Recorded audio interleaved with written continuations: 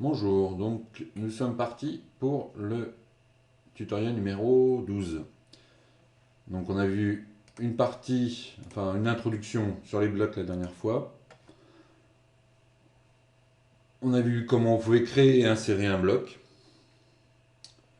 Une chose qui peut être, qui peut vous servir, c'est en fait, si vous avez besoin de blocs régulièrement, c'est d'utiliser un dessin que vous sauvegarderez à un endroit bien précis. Et ce dessin-là contiendra tous les blocs, vous faites un dessin par thème, tous les blocs dont vous avez besoin régulièrement, ce qui permet de faire une palette d'outils, de la gérer de façon plus intelligente que si c'est un dessin courant qui fait partie d'un projet ou qui ferait partie d'autre chose qui pourrait être supprimé ou modifié, ce qui peut entraîner la perte de la palette d'outils, ou alors d'utiliser ce qu'on appelle le Design Center, qui est plus ou moins pratique pour des choses, qui n'est pas forcément très ergonomique, mais qui a la qualité première d'exister, et utilisable pour récupérer des blocs et des présentations, ou autre chose, des types de lignes ou des choses comme ça. Donc n'hésitez pas à vous créer un dessin de référence que vous utiliserez pour mettre vos blocs, et qui seront à la bonne échelle, et que vous pourrez modifier après. Donc, revenons au bloc.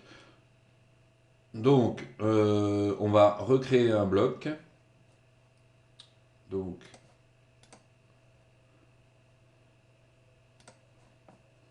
on va refaire à peu près la même chose que la dernière fois.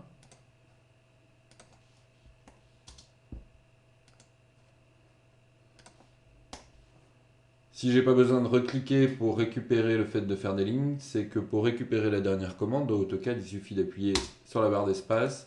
Et la dernière chose que j'ai voulu faire, c'est un trait. Et après, j'appuie sur échappe.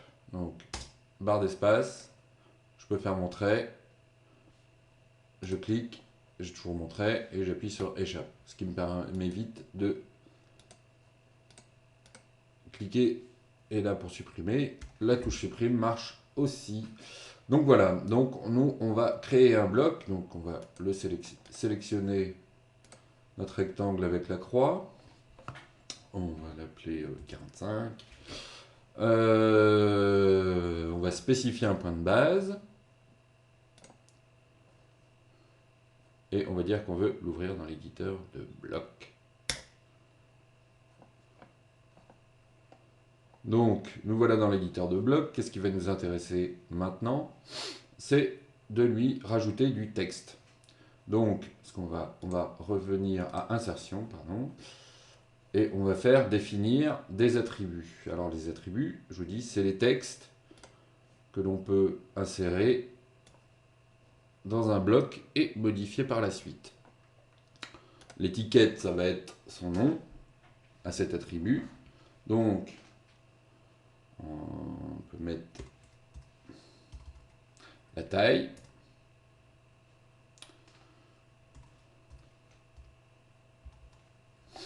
On peut lui attribuer un nom par défaut qui aura toujours mais qui sera modifiable. Une hauteur de texte. Alors là, vous voyez que comme j'ai été trop vite, la situation dans laquelle je me trouve, c'est que pour l'instant, le texte, je ne sais pas, puisque je ne sais pas quelle taille fait mon rectangle. Donc du coup, je vais aller un petit peu à l'aveugle. Donc par défaut, on peut lui donner le même nom.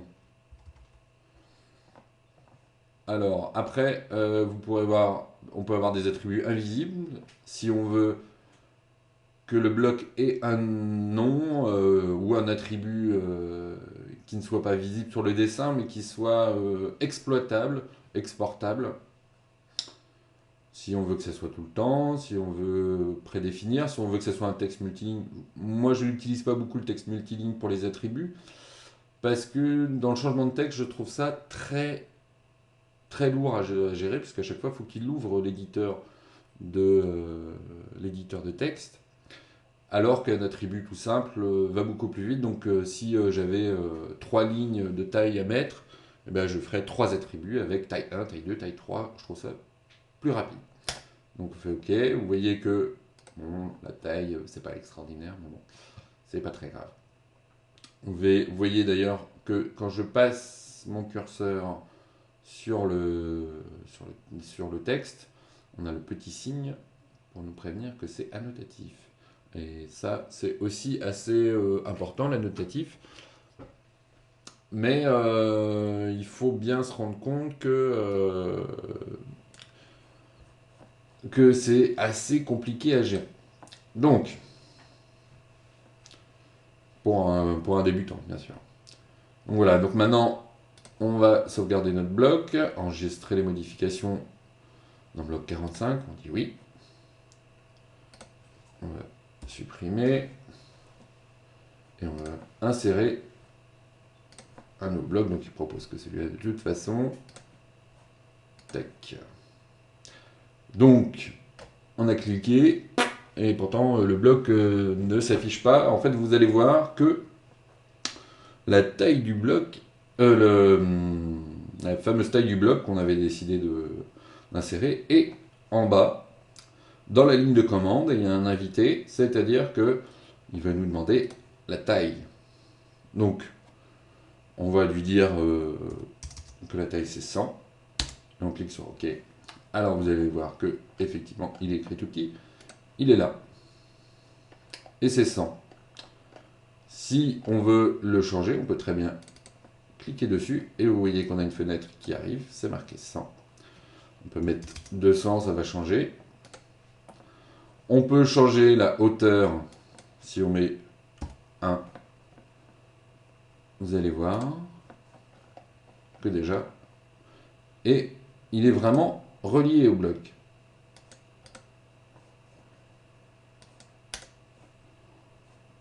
C'est vraiment quelque chose qui fait partie de lui, et c'est quelque chose de très intéressant. Si par exemple, je clique dessus, je vais chercher mes propriétés. Donc les propriétés, c'est une fenêtre comme celle-là, qu'on peut garder sur le côté, ou en fenêtre flottante. Donc on va garder ici parce que il nous intéresse. Vous allez voir que l'attribut est aussi modifiable ici. Alors si je marque 300, ça a changé ça a changé pour le bloc. On peut très bien avoir, si on fait plusieurs blocs,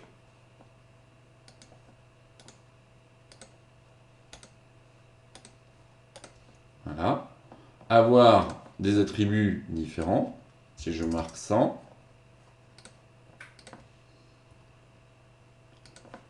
si je marque 200, ça fait des choses différentes.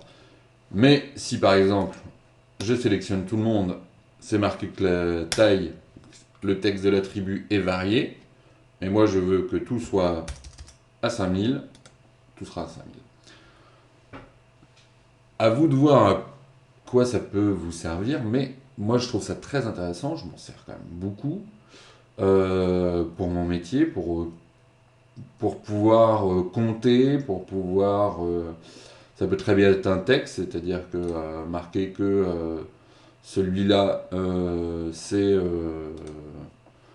la lumière 14 ou c'est des choses comme ça peut être très intéressant car si on l'exporte dans un tableau Excel, on aura sa position et on aura le texte de l'attribut et tout ce qui va avec, et le nom du bloc. Donc voilà, donc ça, c'était les attributs. Nous verrons, enfin, la première définition d'attribut.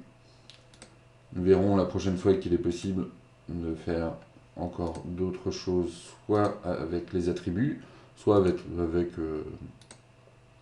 d'autres options qui sont offertes par le bloc. Donc voilà, donc j'arrête pour ce tutoriel numéro 12. À la prochaine.